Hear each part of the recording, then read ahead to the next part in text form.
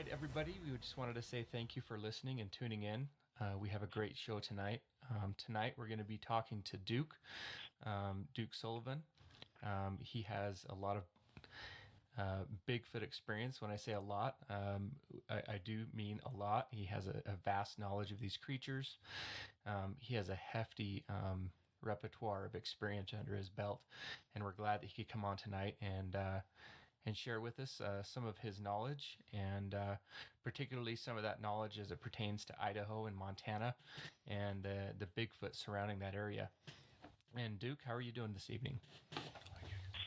Well, I'm doing great. Glad to hear from you guys over there in Idaho. Great.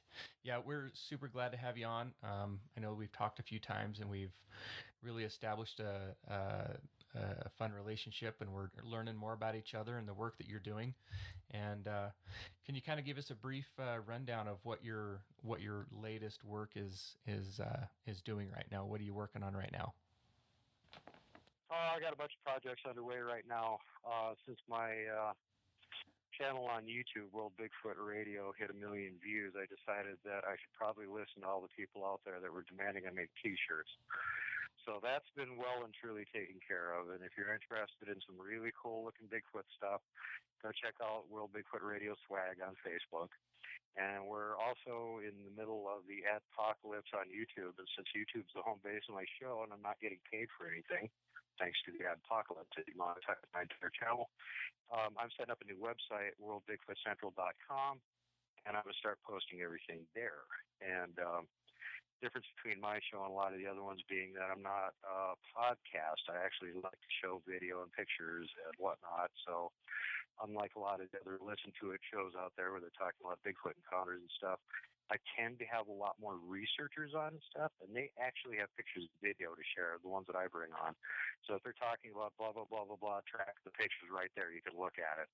Da-da-da-da-da, got a video of a Bigfoot. The video's being shown. You can look at it. So it's all together there on the show for you to make your own decision how much credibility you want to give to these guys. And I personally don't put anybody on my show that I don't have confidence in that they actually know what they're talking about. So, from my standpoint, nobody's right about everything 100% of the time. But the guests that I have on, I tend to pick because I think they're, at least on the right track and they're getting some good evidence. And just from that standpoint, they're worth having on the show to present what they got. So that's what I've been up to mainly. Okay. So you just mentioned an interesting point here, and I just kind of wanted to tie into that just a little bit more. When you say that you invite guests on to have a certain evidence surrounding Bigfoot, what do you clarify that evidence as? Well, it all depends on the nature of what they're doing. I got a guest coming up here that's right over in your neck of the woods in Idaho that just got done photographing a gigantic find of Bigfoot tracks by the deserted side of a lake that hardly anybody ever goes to. It was nice and muddy, and one of them is about 150 consecutive tracks. He's got tracks from 5 different individuals ranging from 6 inches up to 15 inches, so it's an entire family probably. Interesting things like the 13-incher, presumably the female, had the one of the 6-inch tracks that was trotting along with it, and it would take like 2 or 3 steps, and then his steps would disappear, and presumably was being picked up by the female and carried for ways, and then apparently she would put it down, it would take a few more steps, and she'd pick it back up again. And the other thing that's interesting is that he was actually getting a chance to, since there were so many tracks there, measure the intervals in between steps so that he had a good record, having multiple steps to look at, what was the average step length. And so you can take that average step length for the size of the tracks, and using that data, you can sort of extrapolate to larger size individuals. The step length for this one is this, and the step length for this one is this. Then if there's one with an 18-inch foot, how big would the step length be? And that really helps you when you're out in the field. If you find one lone track and it's X size, okay, look at your chart. How far apart should the next step be? Start looking in that radius around where the first one is, and there's a better chance you're going to find another one. So all this sort of stuff is really helpful. This is what I consider to be good, worthwhile to present evidence. That and, researchers that get actual video or pictures of Bigfoot, audio from them, that sort of thing. Of course, that's always, I want to get those guys on first. That's awesome that you're getting that level of quality of stuff. And to me, I'm still reeling a little bit, because that feels like that's in my backyard. When you say anywhere in Idaho, really, most places, in southern Idaho is going to be within a 3 to 4 hour range. Today I took some time to go out and check out where the closest BFRO report was, and kind of put into perspective this guy's story. And it's really interesting, just some of the topography and some of the surrounding flora and fauna in the area, and to just kind of put a visual to someone's actual experience. So I can appreciate what you're doing there with the video channel, and also just getting your feet on the ground, and some of your own stuff. So those are all different factors that really help out. Well, I appreciate that. Yeah, actually, I've been feeling guilty about doing a little bit too much of that recently, because I had like 5 shows in a row where it was all stuff from over here in Montana, and it was all folks that had been going out on little research treks with me during the summer. And I just figured, rather than having boring me tell you what happened, it'd be more fun to have the guests that were with me tell you what they saw and heard and photographed, and what happened while they were there. One of them walked apparently about 10 feet past one. It was just right on the side of this trailer walking down at night. And he didn't even realize, but they got video of the eye shine of this ginormous Bigfoot standing there watching him walk past. And he's going, "Come on, Hank, come on." And the dog doesn't want to come forward. He's like, "Why won't the dog come forward?" Yeah, the dog knows there's a huge Bigfoot right there that you're not paying attention to. That's why he doesn't want to come forward. And then the same trek that we were on to that, the other guest that I had on, one of the other guests I had on from was Shane. And the very same night that happened, about 4 o'clock in the morning, he got up and he went to make a bathroom call. And he saw what looked like a very suspicious tree that wasn't there earlier, and ran his flashlight across it, not once, not twice, but 3 times. And it wasn't a tree, and it was covered with hair. And he was a little alarmed, but, like, he was there to see a Bigfoot, so he was kind of happy he saw one. So that was sort of the stuff that we've been documenting this summer. And then we took a late fall trek up to the Hidden Valley, up in the middle of the Sapphire Mountain range at about 7,000 feet. And got snowed on, even though it was only the end of October. But we found a bunch of tracks and tree structures and stuff. We were up there too. So yeah, even with the name World Bigfoot Radio, sorry, I've been monopolizing too much time here in Montana. But I've had a couple of shows from over in Idaho, and actually the longest show that I had, the most parts to it, was the Glag Saga, which was a guy that was over there in your neck of the woods. And when he was out hunting as a teenager, he ran into an orphan Bigfoot and ended up making friends with him, and spending parts of the next 5 years with him, basically. So it's one of the most intense Bigfoot stories that I've ever heard. It's similar to the Ostman encounter, where Albert Ostman back in the 1920s got kidnapped by a troop of them, but they held him for 5 days. He got away. And this one actually made friends with the guy in question, and they kept hanging out together for the better part of 5 years. So there's a lot of information in Bigfoot on that one, and it's got to probably be the best recorded Bigfoot interaction or encounter from the state of Idaho at this point. Right. Yeah, that Glag Saga, that's, one of those things that really stands out in my mind. I mean, not just because it's in Idaho, but just the nature of the story itself, the details in the story, all the specifics, and you just can't recall that on the fly. Those are some powerful testimonies surrounding this this Glag. Yeah, just to let everybody know, the guy in question here is named Kevin Lang, Laing, and he has his own YouTube channel and actually does live feeds every Sunday at 8 Central. So if you listen to the saga and you had questions you wanted to ask him or something, you can just drop in on any of his weekly live chats and ask questions to him. And this, again, speaks to the veracity of the story, because how are you going to make up a story that covers 5 years and remember all those details such that anybody can ask you any kind of question and you're not going to ever trip up and contradict yourself? Yeah, that's it's impossible. And one of the other telling things, the most telling thing for me, was the emotion that he was talking about. I mean, this guy he could hardly get through some of these sentences and get through some of the story without getting choked up and crying because of the Oh God, situation. yeah. He had me breaking down a couple times too, actually, and there were a lot of edits in the original 7 parts of that where he would be just having such a tough time with the memories that he was having that he'd have to stop and take a break for a little while, and then we'd have to chop that out, or he'd actually break down and start crying, and you don't want to have minutes of crying on the air, so that gets edited out. But the end result was still so obviously gut-wrenching that practically everybody that listened to it ended up crying when they listened to it. Yeah, I noticed. It was really interesting in the story how his family life wasn't the best, and his brothers were kind of jerks, and it was kind of his little escape to go out and spend some time with Glag, and bring him a deer and kind of reconnect and all that. Yeah, that was sort of, Glag didn't have a family, and he, by way of being the youngest kid and picked on by his older brothers, he kind of didn't have really a functional family either. So he would try and get away from his evil brothers that were picking on him and go out in the woods to get away from him. And what was out in the woods? His best friend, the orphan Bigfoot.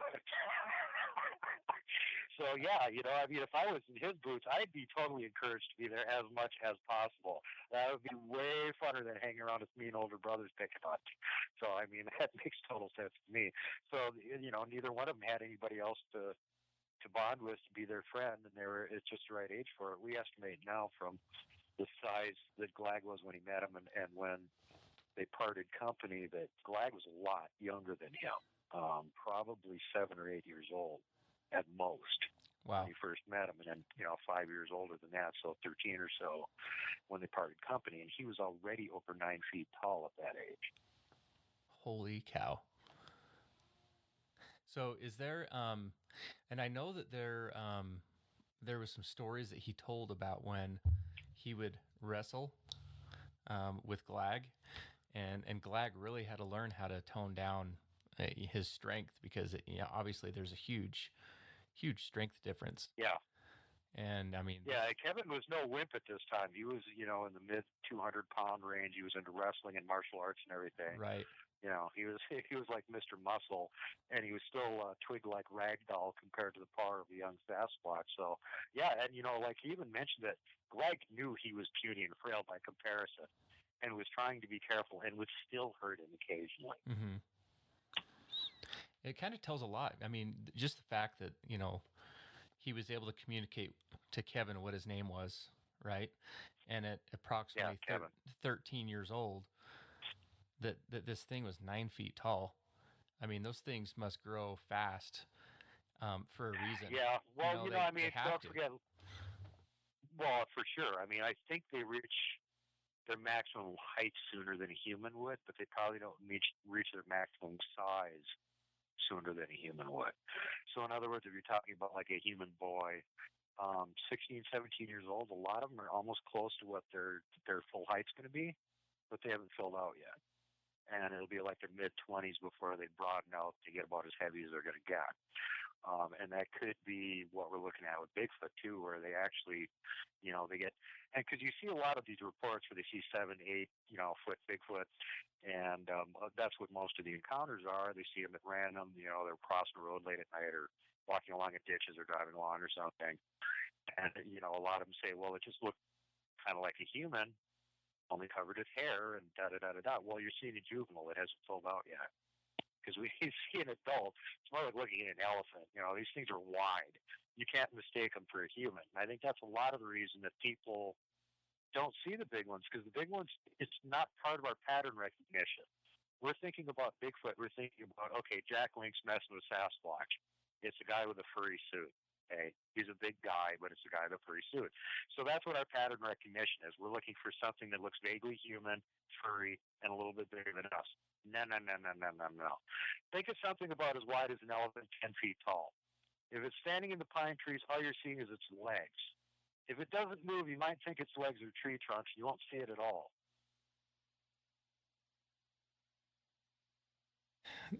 that brings to mind the encounter that I was kind of revisiting today. They had said that they thought that it had, the size of it was about 7 foot. The guy said, "I'm 6 foot. I think it was about 7 foot." He saw it over on the side of the road in a burrow pit, and what he was doing, he he was kind of yelling at it. He was yelling out at it, and it was hunkering down. And then when he'd stop yelling, he'd stand up and look at him, and then he'd yell and he'd hunker back down. But then later on, when they go to take off, the thing starts chasing them, and it's keeping pace at 30 miles an hour. And the behavior, when I thought about that behavior and the size, I in my mind I thought that was probably an adolescent. But there's probably some bigger Yep. boys up back in that draw, up that way, out towards Bone, Idaho. There's a lot of cattle land, but then it gets into some really dense aspen and pine. There's some cedar through there, and the creek through there in that area is really thick with willows. Plenty of coverage. There's lots of good water, deer, a good supply of food. So it's pretty likely that was probably an adolescent just based on that behavior. That's my guess. Yeah, very very likely. If it wasn't roaring at him and acting like super aggressive or something, that was a juvenile having fun and trying to see if he could scare him. Looking for a reaction. I've had a couple of guests on my show that have actually had these things pace their cars, and these were adults that were serious and were trying to chase them out of their area. And interestingly, both reported that they had them still pacing the cars at 45 miles an hour, and they had to get up over 50 before they actually pulled away from them. So just, for a reminder, if you're out in the woods and you're messing with Sasquatch and you think you're going to run away from them, you're wrong. You're not going to run away from them. Yeah, even in a car. I mean, you got to really put the pedal to the metal just to eke past these guys. So yeah, that's one thing Kevin talks about too, because he used to have this area over sort of by the Montana border that occasionally he would go riding dirt bikes on and stuff. And it was well known by the local kids over there that if you went through that area, something would throw rocks at you. Some didn't like the noise and would pitch rocks at you, so that's kind of where we came up with a joke about boulder grizzlies, because, nobody wants to believe there's Bigfoot. So obviously there's some kind of grizzlies that are throwing boulders at you over there, right?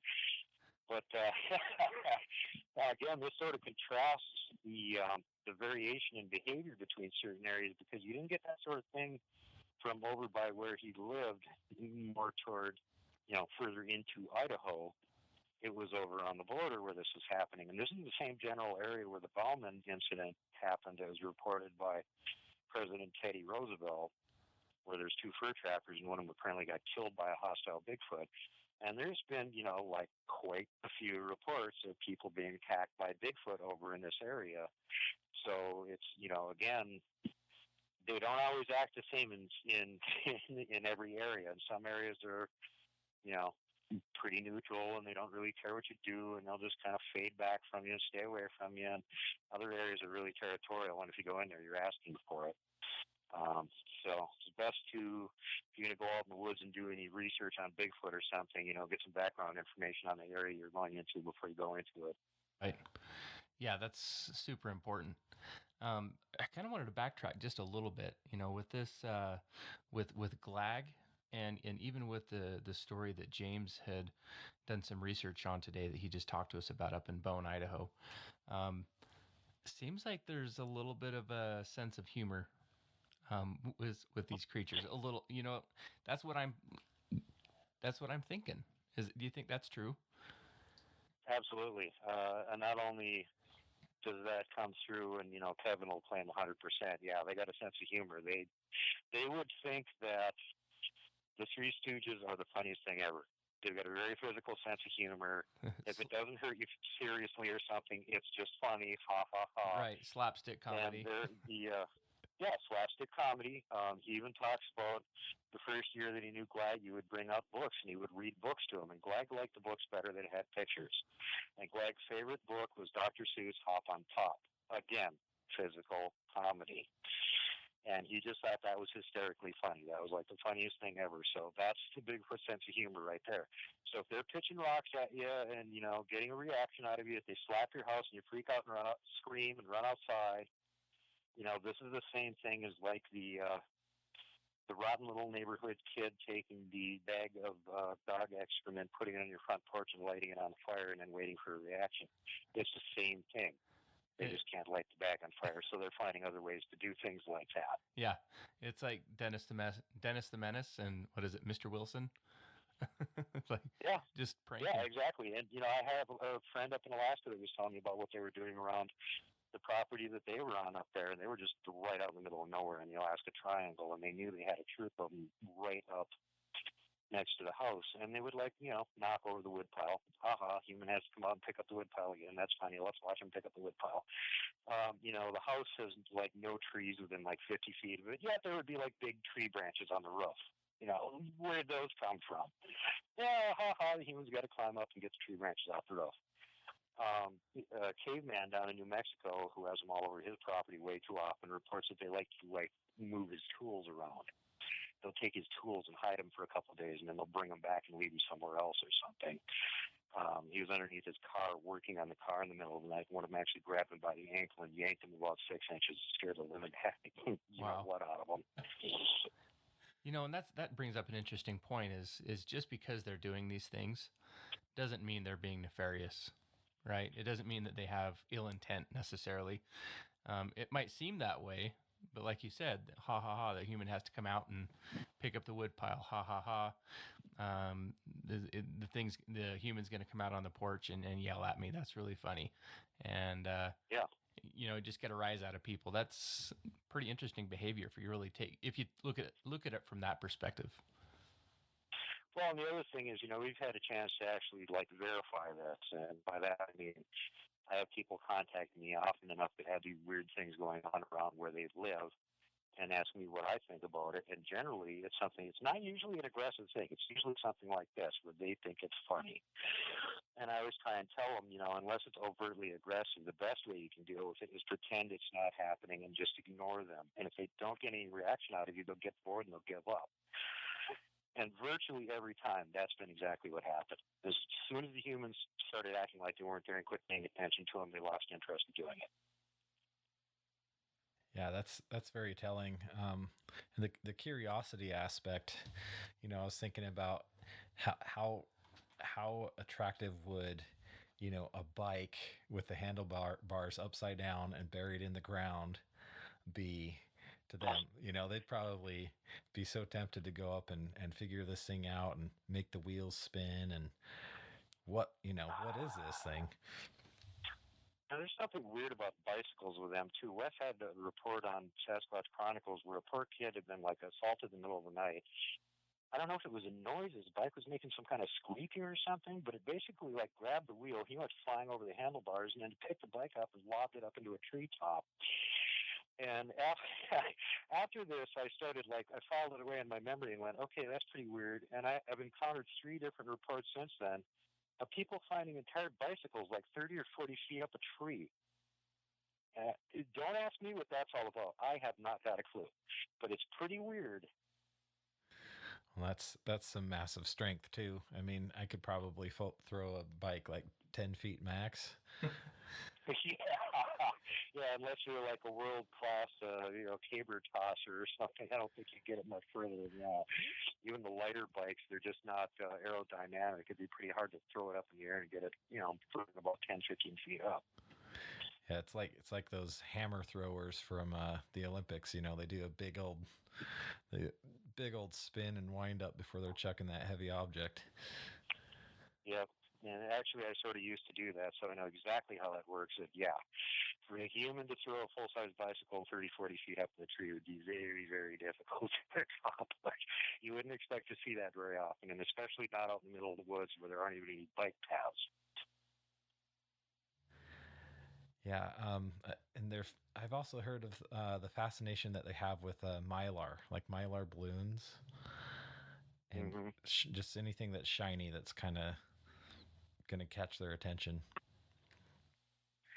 I also wonder sometimes if some of the is they're interested by some of the synthetic fabrics because it seems like when they come up and play around with tents and stuff, they always like to run their fingers across it. And that's not like enough to really make enough noise to scare anybody or anything like that, other than, so I just think they're interested in what it is and what it feels like and why we're bothering to be inside of it. Like, is this going to protect them somehow? They're not quite sure what the concept is because they're impervious to cold and, bugs aren't going to bite through their skin. So they don't quite get the concept of why we need all the shelter all the time, I think. Yeah. And they seem very, very almost overtly curious, to the point where they have to come in, investigate. They're really just curious creatures by nature, and that kind of reminds me. Well, and that speaks to their intelligence too. If they were, just big dumb apes or something, you wouldn't expect them to be quite as curious as they actually come across as being in report after report after report after report. Right.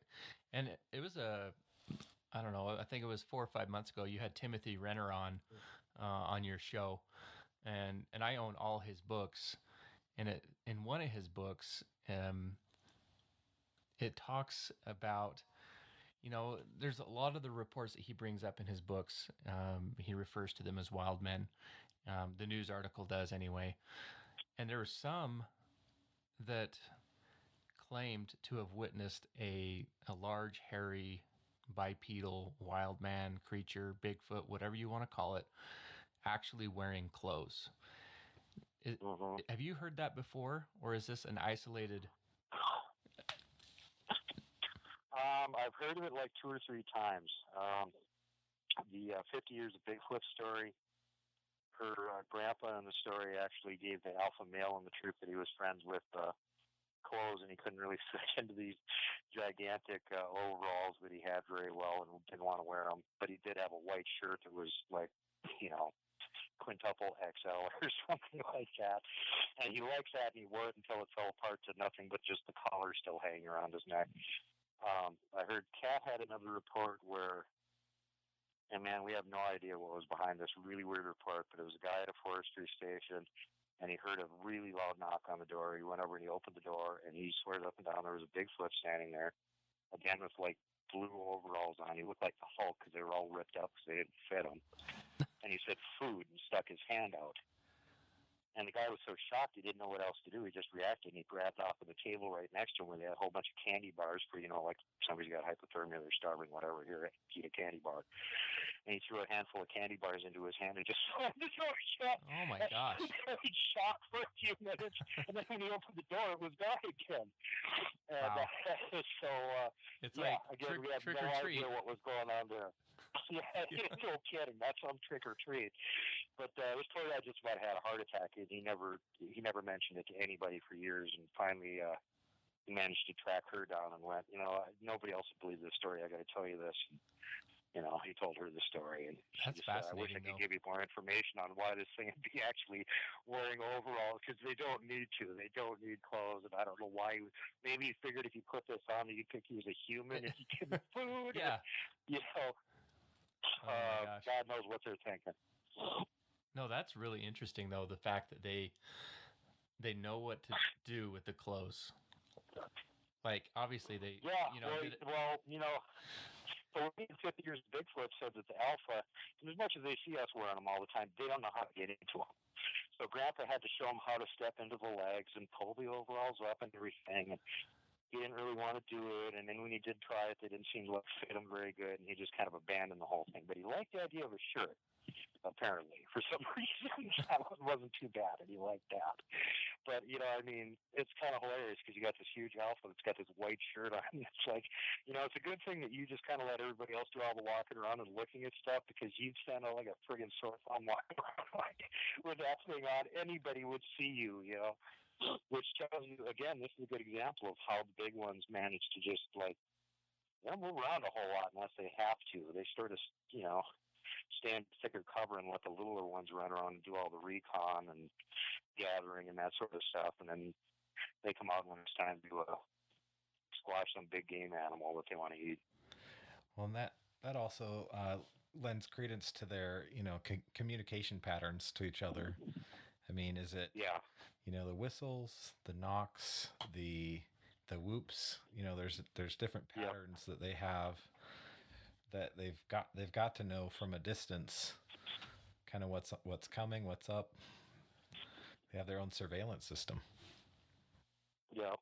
And apparently they're excellent mimics. They, can learn a smattering of our language just from listening to us, talking at campouts and stuff like that. After long enough, they'll start figuring out what certain words mean, or that so and so is named, Jen or something, because they hear people say her name, and then she turns and looks at them and they go, "Okay, that's her name." Then they'll sit out in the woods and say that name, and scare the living hell out of the poor girl. Some big thing on the woods going, "Good." Yeah, what's that? It's a monster. It's Bigfoot scaring you because you just learned your name and you think it's funny. Oh, you're scared. That's hilarious. I mean, there's so much good material just off of that idea alone. I mean, you think about how many directions you could take that for an entertaining movie. Well, the other direction that it goes is incredibly creepy, and you hear about that a lot with the Type 4 carnivorous subpolar Wendigo variety, which are pretty good at mimicking voices also, and also good at figuring out what people's names are, and they use this technique to lure people to their death. Like, they'll mimic your friend's voice going, "I'm hurt, help me," until you come over to see, and then, they kill you. Yeah, that leads me to a next question I'd like you to kind of answer. You've kind of got those different varieties, the different types, and I don't know if you could, for our audience, just kind of walk us through the different types, 1, 2, 3, 4, and what, different characteristics they have and what sets them apart from each other.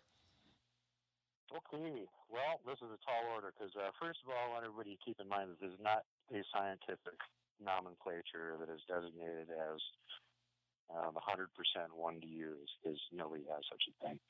There's several researchers that decided that there actually are more than one variety based on all the evidence out there, and it seems to be pretty clear.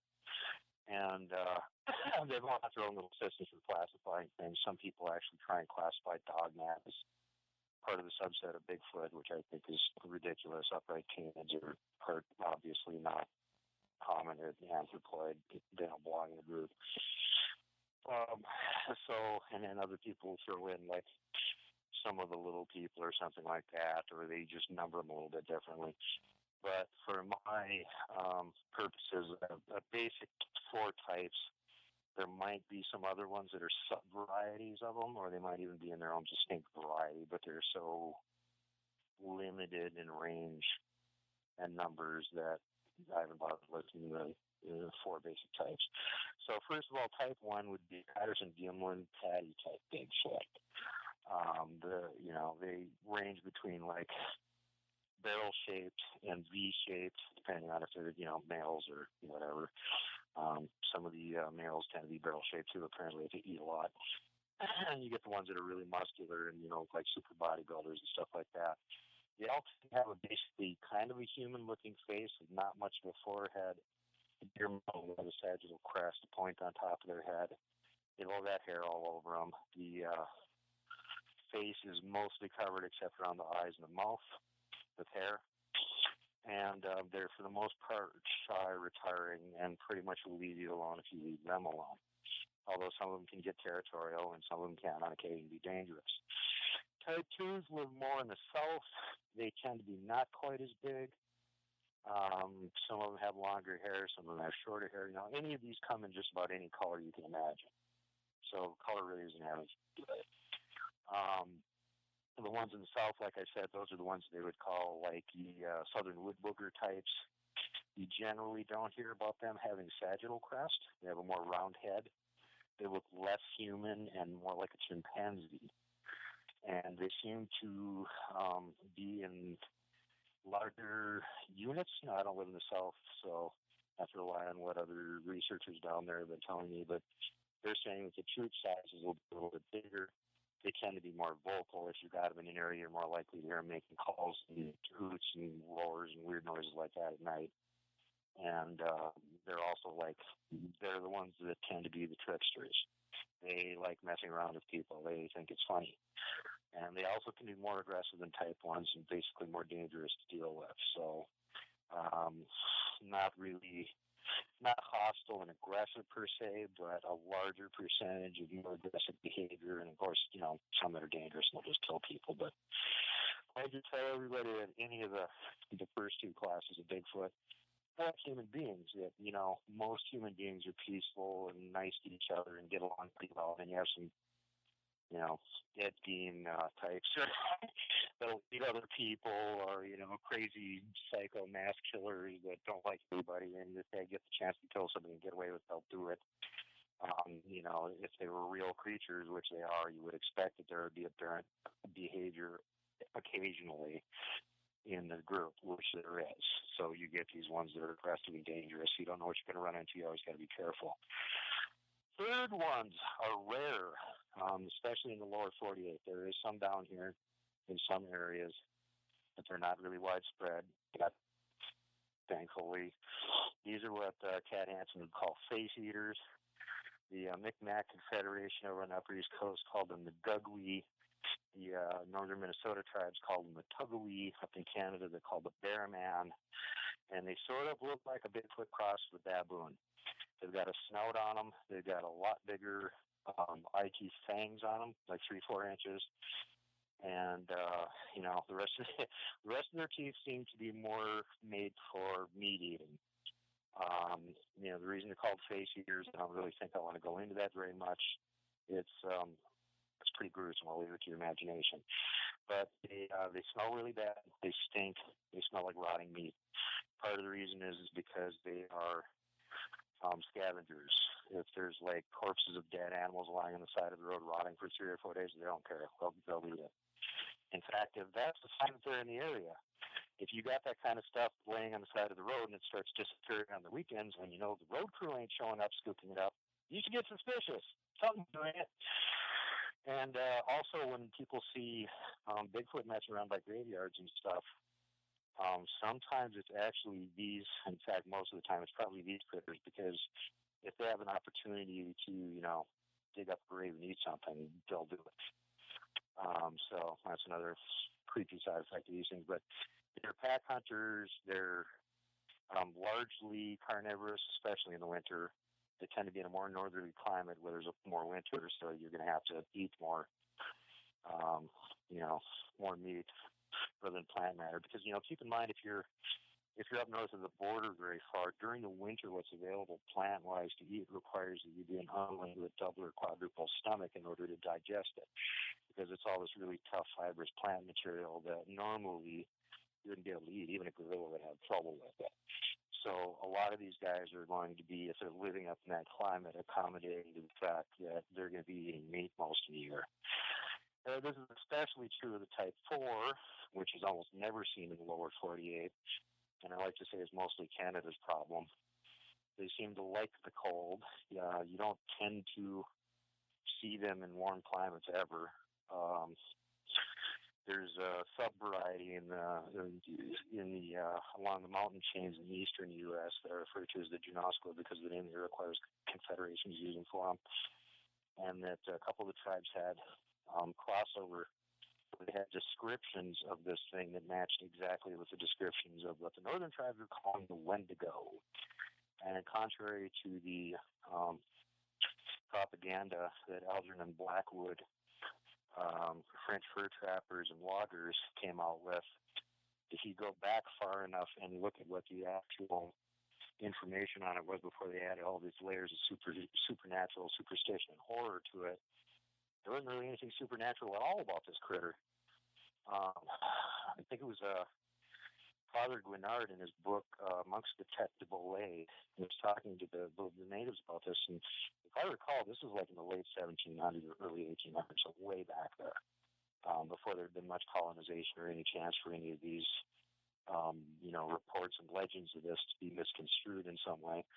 And he said that their description of the Wendigo was it was a giant savage that went naked in the bush, was completely insensible to changes and variations in temperature, had hair all over its body, didn't use fire or any tools, and ate Indians. And that's it. There was no supernatural anything connected to it. So really what he's describing is another type of Bigfoot that's carnivorous. And if you look at the old legends of all the tribes in this area, it seems to hold true, because if they had these things in an area, they would just move out of the area, or they'd try and have war with them and kill them.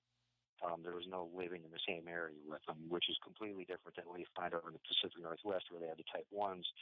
And some tribes would even allow members, like females, women that wanted to, could actually marry a Bigfoot. It was okay. You could go live with a Bigfoot and have a Bigfoot for your husband, and trade with them and trade fish with them, and whatever else. And there was interaction with them. There were sort of peaceful terms. You guys leave us alone, we'll leave you alone. On the East Coast, you got just the opposite, where they're having wars with these damn things, trying to exterminate each other. So that again tells me you ain't looking at the same variety of Bigfoot over there. And plus the fact that I actually saw one when I was 10 years old, that pretty much adds the cherry on top of the icing for that one. That thing didn't look anything like Patty. That's not like normal Bigfoot. They got teeth like more like a shark. Anything else you could think of. It doesn't even look like something that belongs in a hominid ape-like creature's mouth. Wow. Well, that's a good rundown. I really appreciate that. That helps me just kind of differentiate those different things. There's different sketches and different computer mock-ups of these different types. Pete Travers, we've had him on our show. He's done a few sketches for BFRO and has some conceptual drawings, and some of those kind of do fit those different face shapes and things like that. And then there's another one. What was that called? Is it SatanFudge.com? Such a funny. Oh yeah. He's got some really. Dave Slosser, yeah, he actually did an excellent mock-up of my Wendigo encounter. I think it's number 52 or 53, something like that. Cool. That's really cool. Well, it's interesting also that you mentioned the Indian legends, and that's part of why we picked the name that we did for our show, Lost River Legends, because we know that there's a lot of history there. There's a lot of native history, and before them. Who knows? But we know that they have these legends that get passed down from family to family, and that tribal knowledge that they've kept and preserved. There's a lot to it, right? Over the years, they have ways of naming different animals and having those relationships with the eagle and the bear, and they know about those different animals as a very factual basis. But when it comes to Sasquatch, that they have their own legend and their own story surrounding that. Do you have some of those legends that you could share with us? Well, as far as that goes, every tribe that I know of in North America has legends of Bigfoot, and that includes all the way up to the Eskimo in Alaska. We call it the Tornit. Excuse me. So there's thousands and thousands and thousands and thousands of legends on that. The only problem with it is that you have to actually find somebody that knows the specific native folklore from that tribe that's willing to tell you about it. And generally, they're not that willing to share it with a crabby white man that's going to ridicule them. So, it's tough to get the legends out of them in the first place. One thing I'll tell you that's interesting that we're starting to do research on, and you might want to watch out for it around this area, is why are the Bigfoot in some areas historically very aggressive and in other areas not so much so? And it becomes even more clear that this is going on when you're talking about areas like we were just mentioning earlier in the show, where you have the border of Montana, the Bitterroot Mountains. All the Bigfoot sightings from there are like, these things are dangerous. They kill people, leave the area. And then you go across the valley over to the mountains in Idaho, and it's just the opposite.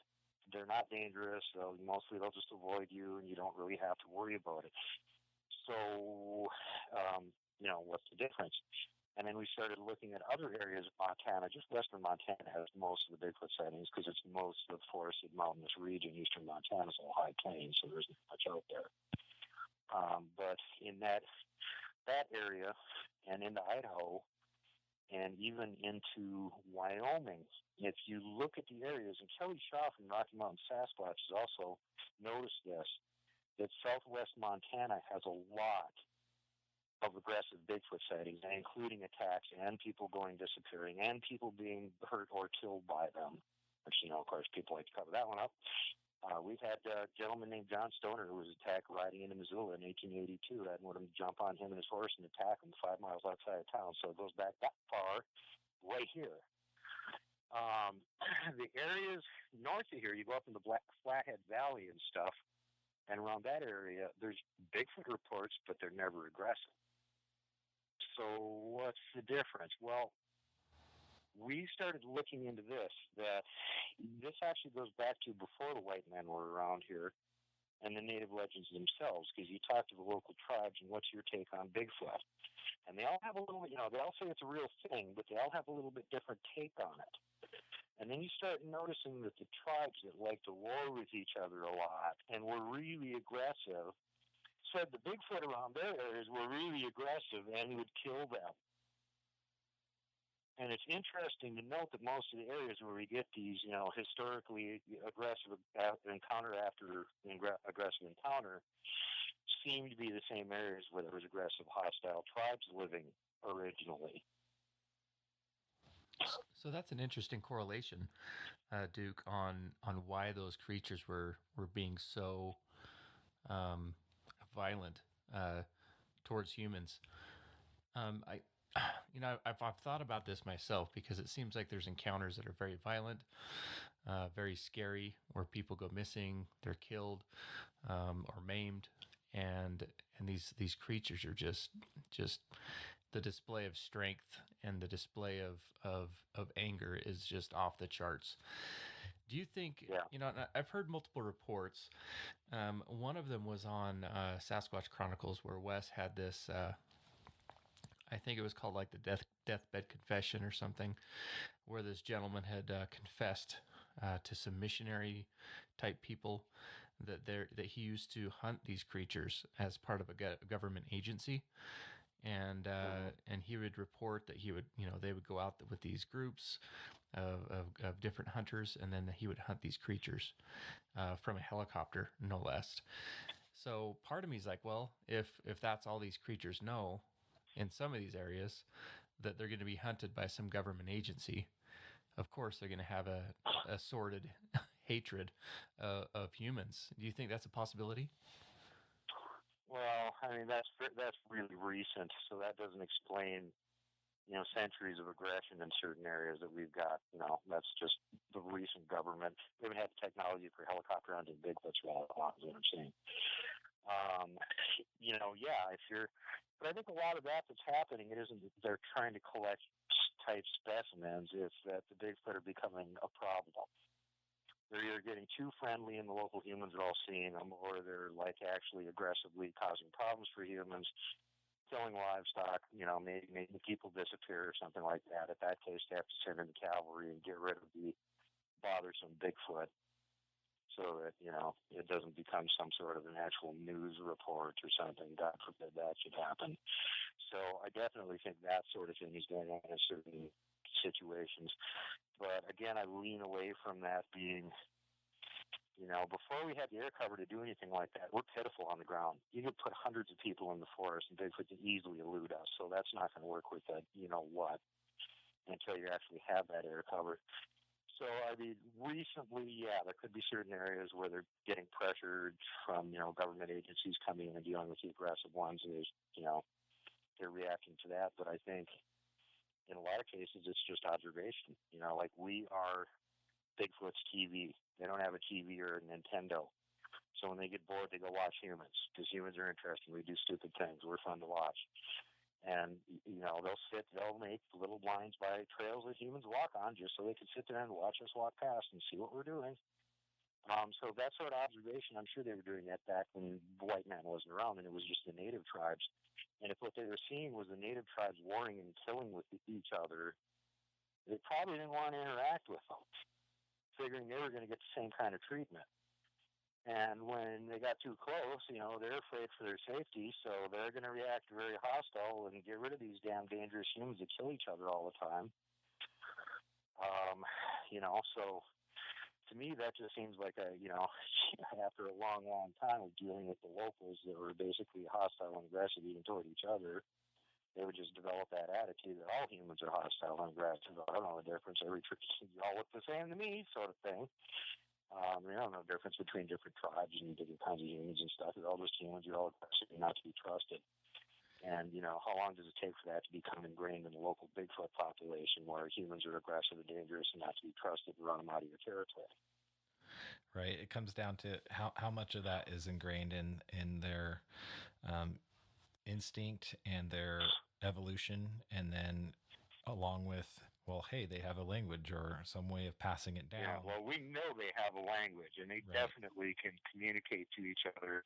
Hey, when I was a kid, one of those humans shot me in the butt with an arrow and it hurt. Don't trust them. Right. It doesn't take that much communication skill to get that kind of point across. And if it happens a few times and they see examples of it, one of us popped out of a field in a clearing for a second to look at the humans, and they all shot arrows at me. Damn, they're aggressive. Well, that's just the attitude they're going to have. All humans are aggressive.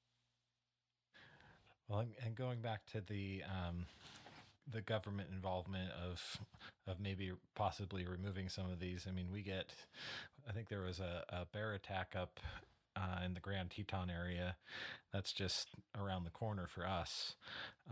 And it was supposedly a grizzly attack, 2 guys out on an elk hunt.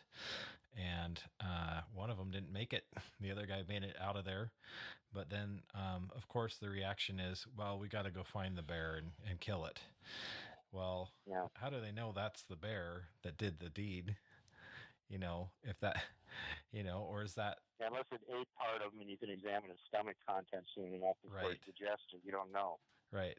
Unless they're pulling a Red Riding Hood and cutting the stomach open on the spot with the hunter's axe, right? Yeah, or you got a perfect track of it that's got, you can cast and then compare to the bear after you shoot them to make sure it fits the foot. And then what if it doesn't? Oh, this one was innocent. Sorry, we shot an innocent grizzly. Let's go get the other one. They have dilemmas like that. We had something similar here a couple years ago up in the Rattlesnake, which borders right on the edge of Missoula, and there's too many mountain lions. One of them jumped over a 6-foot chain link fence and went after a teenage kid in his own backyard. He ran into the house barely ahead of it. And so, they sent out the game people to deal with the situation, and they just went up into the Rattlesnake, and the first 5 or 6 mountain lions they found, they just shot them. They didn't know which did it. Yeah, that's pretty messed up, in my opinion. That's, and it makes people feel better, right? The public opinion gets pretty strong. You get these people in the news, and you worry about all the other kids out there, and pretty soon these agencies got to do something about it, so they just go start blasting, and that's not always effective or smart. Yeah, the easy solution is to get Bigfoot to make a buffer zone between the town and where the other dangerous wildlife are. And I'm only halfway kidding here because actually I'm on the south side of town. Right next to us is Paddy Canyon, which I do research in. There's plenty of evidence Bigfoot are up there year round. 3 miles away from here is the other side of town, the Rattlesnake, where there's mountain lions and there's grizzly bears. Plenty of them. It's dangerous to I don't even do research there. It's dangerous to go in there. But I go right up here in Paddy Canyon, do research all the time. It's 35,000 acres. It borders on the 2 million plus acre Lolo National Forest. So plenty of other places for Bigfoot to go. Point here being that 3 miles away, we have all kinds of mountain lions and grizzlies and stuff. But here in Paddy Canyon, there's never any. There's no mountain lion tracks. There's no bear tracks. There's no scat. There's no sign of them ever being up there. What's the difference? Well, the sign of Bigfoot being there, that's what the difference is. Yeah. Bears and mountain lions can smell Bigfoot, and they're not suicidal. They're not coming into an area where Bigfoot will live because they know what's going to happen. Yep. They know who the apex predator is in that environment. Yeah. When that 1,200-pound alpha grabs you and slams you into a tree, you're dead. And they know that. Yeah. Well, and their feats of strength, I mean, they surpass even the feats of strength of bears in many instances, and bears are incredibly strong. and incredibly fast and agile and yada, yada, yada. But even these Sasquatch, I mean, they have some serious strength, which just it boggles my mind. Yeah, we've certainly seen some examples of that earlier this year when I was up by Libby and that area up there in the Yak. We found a tree about maybe 30, 40 feet off the road, and it was a good 10, 12 inches in diameter. And about 2.5 feet off the ground, it had been snapped off, and I mean twist snapped off, and the tree was gone. Something literally twist snapped the tree off and walked off with it. Yeah, that's not normal. that's not something a human does. Oh, good Lord. I mean, that's not how to even do with heavy equipment, you know? You have to have special lumberjack machines to do that sort of thing. And they're made to cut the tree, not twist it until it snaps. And then, you know, where'd the tree go? The tree's gone. There's no sign that it never hit the ground. Because there was all these little spindly twig-like bushes that were all the way around this ripped-out stump. And none of them had been damaged in any way. If this thing had actually fallen, it would have taken them out. They were perfectly intact. So whatever twist snapped this tree off just walked off with it, which made us want to leave the area pretty fast. And then I get up into the Hidden Valley and up into the Skulkaho area here in the Sapphire Mountains. And the last time we were up there, we found a new X structure that they set up to replace their old one, which got apparently knocked down when a dead tree fell down and took off one side of it. About a quarter mile further down the river, they set up a new one, which is about the same size as the old one, which is to say about 60 feet tall. Each side of the X made out of an entire lodgepole pine that was moved into position. So we're talking about like 6,000 pounds, like 3 tons for each one of these lodgepole pines. Now, you tell me what can pick that up and move it around. These weren't pushed over. They were moved there. Yeah, that's completely fascinating. And you're not going to get heavy equipment back there, obviously. You know, there's no, well, there was no road to get back there. This was, you know, a river, you know, chest deep, 10 feet across, an embankment on both sides, and no road going to it. Unless you're doing it with a helicopter, you couldn't do it. Yeah, that's got to be one of the biggest tree structures I've ever heard of. I mean, in not only weight but size, and I mean, it's just mind blowing. Yeah, this has been like 3 years now that we've been finding these ridiculously big structures in this one area, and it's like, frankly, it's scary because I'm used to finding big tracks and I'm used to finding tree structures and stuff. But when you start finding stuff that big, you really start wondering what's doing it, and even Bigfoot strong enough to do this. And you know, that's the point where it starts getting pretty scary. And the other, there's an even scarier part. Richard Williams, who discovered the first X up there 3 years back, named it the Williams X, rightfully so. And now I just found this new X, and I call it Duke's X or Sullivan X or whatever, because I found it. We couldn't get across the river to take a look at it because it was too late in the year. And you see, this river's icy cold. If you wade across it, you can't dry out, warm up right away. You're going to get hypothermia and die. So we couldn't risk going across it. But it looked, from where we could see, getting as close to the bank as we could and taking a look across from it, like there's actually another X structure back in the tree line behind it that's even bigger because you can see the tops poking up above the regular trees. Oh, God. So we need to get back there and document that and see if that is in fact something else that was actually moved into position and try and get better measurements on it and stuff, because it's terrifying. It's really terrifying. I mean, you find something like this, you go over there and see that, you know, these aren't trees that were pushed over. They were moved here by something. And like the hair on the back of your neck stands up, and you just want to leave right away. You don't want to stand there and go, "Hey, take a picture with me." You're just like, "Yeah, I'll leave right now." I could imagine, and you know, is there something to the shape of these? Is there something to the shape of, you know, if it's an X pattern? Do you think that it means something like "do not enter," or "we've kicked you out of the troop," or is there something to that? Yeah. We don't know for sure. We think that X structures are just territorial markers, and they basically they're showing each other whose territory it is.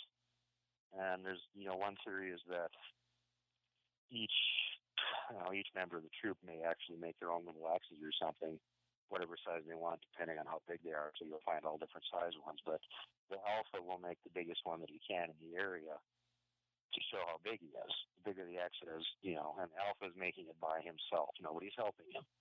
So if the X is really big and gigantic, this tells the other Bigfoot that are coming into the area, hey, I built this X, and I'm really big because look how big it is. You sure you want to come in this area? So that's, best guess at this point. I've got to find out the last of the claims that is what they're for, and even further claims that if they put a leaner on one side of it, that's actually a warning to humans to stay out of their territory, and you're supposed to stay on the leaner side of the X structure and don't go on the other side of it. Yeah, I'd imagine being able to recognize that and kind of abide by it would be actually a really good idea. What's interesting to me is that Kevin remembers that when he was with Glag a couple different times, one time in particular, they were going across a meadow, and he got over to the far side of the meadow, and Glag suddenly decided that he wanted to turn around, didn't want to go any further. And Kevin looked at the tree line, and the only thing he noticed out of place is that there was a big X right at the edge of the tree line. Yeah, so there's something to it, it's interesting that. But see, at this time, he had no idea about tree structures or anything, or that Bigfoot made them. That was just the only thing he could notice that was out of place. Is there was this weird-looking X there. And why did Glag want to turn around and leave again? And he didn't explain anything to Kevin. Right. But you've got all these different, pieces of the puzzle. All these different anecdotal experiences that people have, and then you can overlay it and get kind of the bigger picture there. Yep. Yeah, it's a lot of fun. The other thing that I enjoy is that there's actually a bunch of field researchers that stay in contact with me, and when they got questions, they get a hold of me, and sometimes I have an idea, and other times it's just like, the data seems to point in this direction, try this, and it's really fun because you can get 3 or 4 people in completely different terrains in different parts of the continent going out and trying to check out the same thing in the field and see if it holds up. And if they all start coming up with, yeah, that's what I'm finding too, it's like, wow, we got another part of the puzzle here that we can at least say, this might be the case with this situation, because we've actually had 4 or 5 different field researchers in different parts of the continent try this, and they all came up with the same result. That's a scientific method. Have a theory, get out there and test it.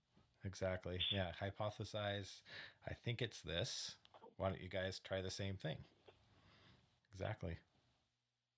Yeah. As long as we're going to be stuck being citizen scientists and having to do this ourselves,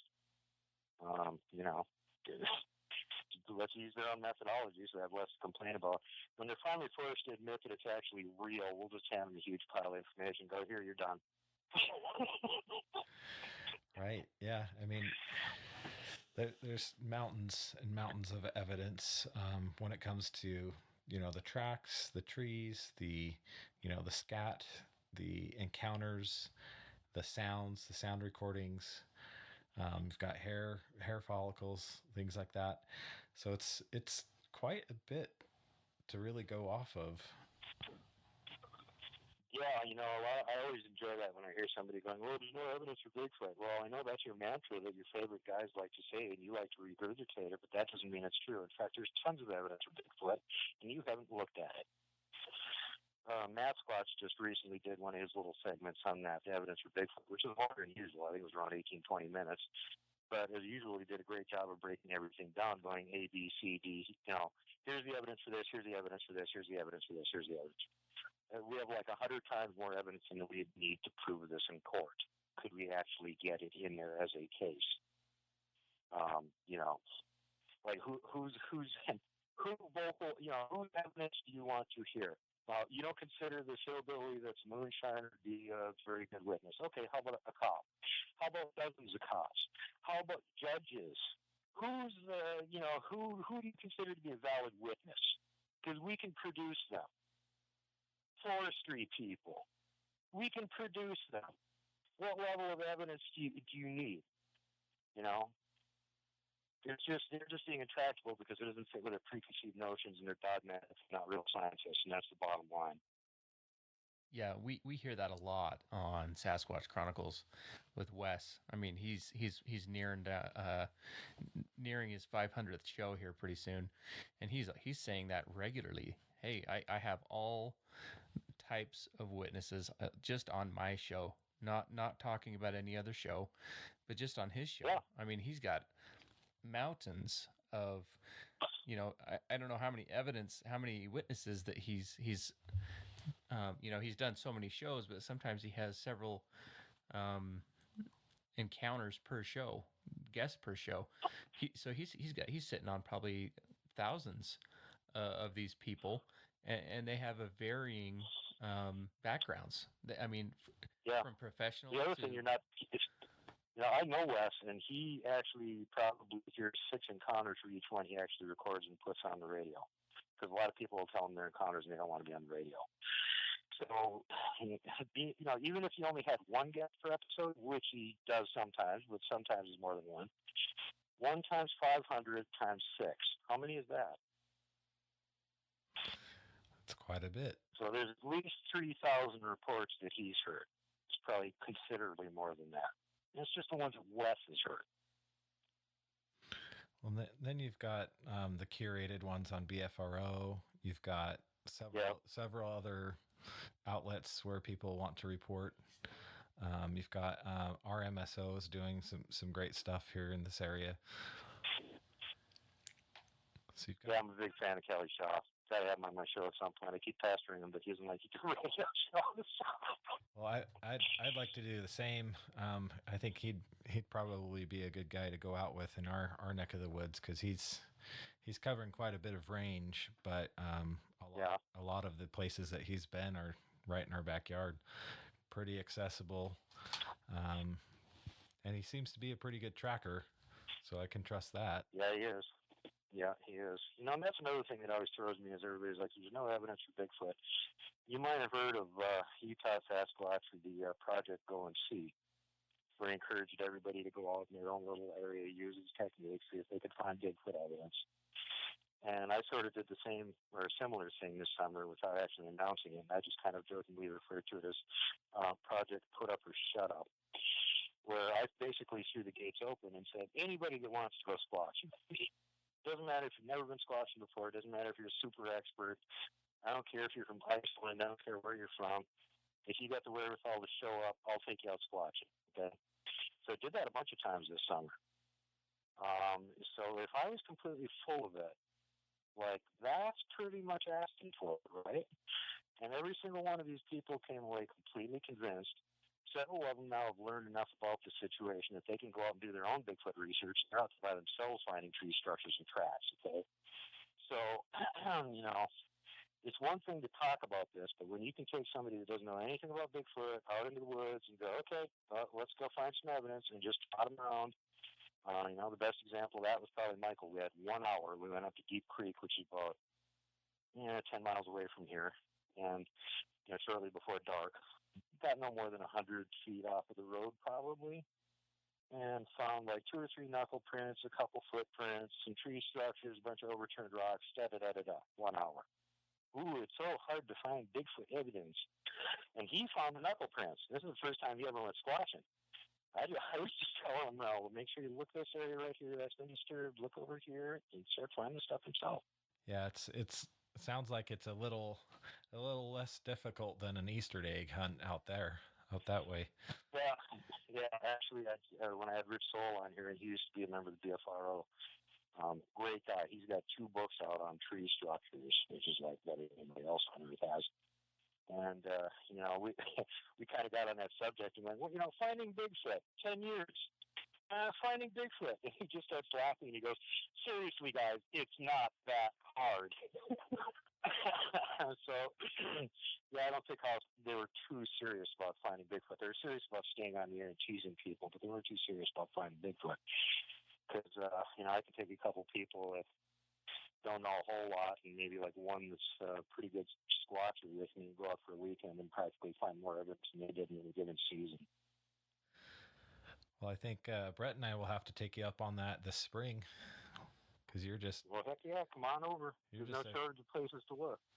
you're a quick jaunt from us, and Mm-hmm. one of the other things we'd like to do is connect with the Utah Sasquatch. He's his methodology of using the northern ridge and trying to look along the military crest of a mountain. I find that fascinating. I think that'd be awesome Yeah. to get down there and visit him and learn to employ some of those techniques here in our own area as well. Well, I'll say some things for him that, he hasn't been in it as long as I have, but he got a lot of stuff right real fast. Like they're liking the northeast side of mountains during the summer and the southeast side during winter. And that does seem to hold true. And it's just because of the temperature. Because, northeast side will be shady most of the day in the summer when they want it cool. And southeast side will be sunny most of the time in the summer when they want to warm up, or winter when they want to warm up. It also tends to melt the snow off a bit faster, so there's less snow for them to accidentally step in and leave a track. Well, that leaves an interesting point. Do they want us to find their tracks, or is there some kind of methodology that they have of making them go away? Is that something People they're that are consciously doing? experts, military experts trained in escape and evasion, who have had experience with these things, say that they are just acting exactly like a military expert trained in escape and evasion would, except they're way better at it than we are. So they're constantly covering their tracks and hiding their presence. They just do it by second nature because they're trained from the time they're infants, apparently. That's how you do things, which is why you rarely find tracks when you're really big adults. Even though you'd think you'd find them more commonly because they're so heavy, they sink in the ground. They're so good at hiding their dang tracks, you almost never find them. It's usually the smaller ones, the 12 to 16-inch tracks, from the juveniles and stuff. Whoops, they mess up more often. They leave tracks, we find their tracks. It's only the really good researchers generally to find the tracks of really, really big guys because they sort of know exactly where to look that they're allowed to leave one that they're not too careful with. Kat was talking about seeing a Type 3 over near Bridger, Montana during the middle of the winter making its way down a hillside. And it was carefully stepping from log to exposed boulder to crushed stump, anything it could do to avoid actually stepping in the snow and leaving a track. So that again shows yeah, that. And there's been reports that they will actually take a branch or something and just wipe their footprints from behind them if they want to disappear their trail. They're smart enough to do that, so they can make it's another way they can make the trail go away. See, and that to me that shows a different level of intelligence and precision that you're not going to find with an ape. Yeah, no, apes aren't concerned about if they leave tracks or not because they're not predators. Predators pay attention to tracks. They know that tracks lead to food. Apes don't do that because they're not looking for meals made out of meat. They're mostly looking at plant matter that can't get away. They jump up the tree, crawl up there, and grab it. So this is a different thing. This is predatory behavior, like a wolf or a mountain lion or something. They know what tracks are. They follow them. They follow the scent. They follow the tracks. They also know that if they lead them, things can follow them. That's why it's so hard to find mountain lion tracks. They know better. They're careful to not leave tracks in areas where anything's going to find them because it gives way to anything observant that there's a mountain lion around here. They're stealth predators. They like to be up above and behind you, and they leap on you and clamp their jaws around the back of your neck. Dangerous critter. That's number one predator in Montana is mountain lions. Grizzly bears, second place. Yep, second only to Sasquatch, right? So. Well, if you're either talking about apex predator, it's always Bigfoot, unless there's a mountain giant around the top of the list. Well, cool. We really appreciate you taking the time. We can't thank you enough for taking time out of your busy day for us, and you brought a lot of really awesome stuff to the table here that hopefully our listeners can really latch onto and sink their teeth into. And I believe that invitation is open to them as well, but probably more in the spring, right? You're not going to be doing much squatching here these next coming months. I don't do any in the winter because mostly where I go up is in the mountains, and I'm not going to be wading through snow up to my waist trying to get somewhere. No, and I have enough trouble getting around during the summer. I have mobility, so winter is completely out of the question for me unless I'm on a snowmobile or something. It's not happening. But I do have a meet and greet planned for each summer. This year's, I think, is going to be in July. So, if anybody wants to show up in July and go up the mountains for a few days and go looking for Bigfoot, come on over, show up. I'm going to have several previous guests from my show are going to be here with us. One of them that swears up and down that he's going to make it this year is Bear from the Bigfoot Outlaws. So here'd be a chance to go squatching with Bear and Duke. Ooh, what fun. And you can listen to us argue about which direction we should go.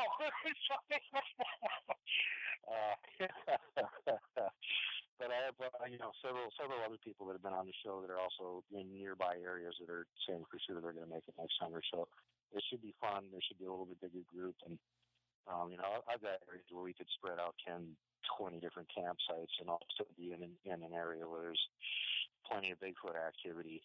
So it's a fairly big group. You just don't clump up on one campsite. Right. And so they don't get disturbed and they'll still show up and check things out. Especially if you go into an area where humans rarely camp, they're going to come and check you out because they're curious. You're entertainment. What are the silly humans doing? Right. Do you know if Kat Hansen might be there this year?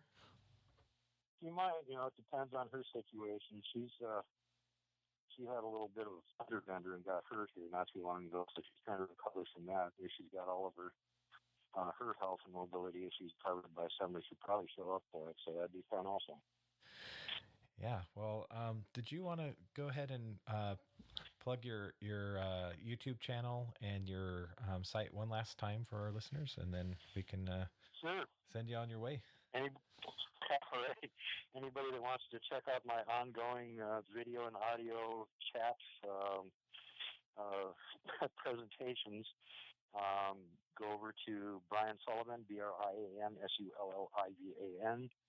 And actually, if you just bring up World Bigfoot Radio on YouTube, you generally will find the episodes. Otherwise, you can go right to the channel, which is just my name. And I'm also on Minds.com and, Dailymotion, OnStellar, BitChute, yada, yada, yada. I got presence all over the place. But for right now, the main base is on YouTube, and very soon it will be at worldbigfootcentral.com. So make sure you come check that out. That should be up and operational here within the next couple of weeks for sure. That's great. And I know getting a website up is a lot of work, and maintaining it's a lot of work. So I can appreciate that. So make sure that if you do go there and it's not up yet, to check back. And if you do go there, also to thoroughly go through his stuff and check out his swag as well. I look forward to getting one of those shirts for myself as well. So yeah, that's fun stuff. We got more than one great design done by really excellent artists too. Spilla Irwin's actually done artwork of Glag, and Michael Beers did one. And can't think of the other guy. There's another guy that did a really great one too, but they're all available. Awesome. Well, we look forward to having you back on the show. We'll have to get back in touch with you. We've got a lot of different stuff, different avenues and different stuff to talk to you about. We know you've got more than just Bigfoot going on, but definitely this being your most exciting and attractive to squatchers. So we appreciate you taking the time. No problem, man. It was fun to be on your show, and I wish you guys great success with it. I'm really very pleased that there's going to be another show emanating from this area. And, just for the sake of your audience and for mine and anybody else that cares to listen, there's a lot of stuff going on. There's a lot of weird stuff happening in Montana and Idaho. And even 2 shows isn't enough to cover it. Plus, I got to deal with the rest of the world. Good luck. I hope you guys can keep up with it, and we don't have to have like a 3rd or a 4th show start around here to cover all of it. Well, we'd love to have as much as possible, but yeah, we're definitely trying to plot ahead and network and kind of get a good feel for things. It's really interesting how things kind of are opening up. So we really appreciate that. I really appreciate it too, because I'll tell you what, the more shows there are that will actually cover things that are going on in this region, the more the local people will become aware that there are these shows out there and start listening to them and go, oh, wow, I had an encounter. There's somebody I could talk to about this. and then they'll all start coming forward. Because I know for a fact there's tons of Bigfoot sightings in Idaho and Montana, but like Alaska, most of the locals won't talk about it unless you're local, and then they don't want to go on a show or yada, yada, yada. So this encourages more of them to come forward and share some of the stories, encounters and stuff that they've had. And there's a lot. There really is a lot of them there. Yeah, and trying to find some of these people. I know a lot of people have a lot of pride, or don't want to be ridiculed. I think that's one of the reasons that people don't. But getting those to bubble up, I think that's one of our challenges that we have in the area. We got a ton of hunters, ton of fishermen, and I bet a good percentage of them have had experiences. Yeah, well, let me give you a tip. Go find those loggers. Get the retired ones that are actually willing to talk now. You get lots of Bigfoot stories. I bet. Well, thanks again. We wish you well, and we'll hopefully talk to you again soon. All right. Well, thanks again. Thanks very much, you guys. And again, I wish you all the greatest success, and I hope everything goes absolutely flawlessly for you. And thanks for having me on the show. Sweet. Peace. You have a good night.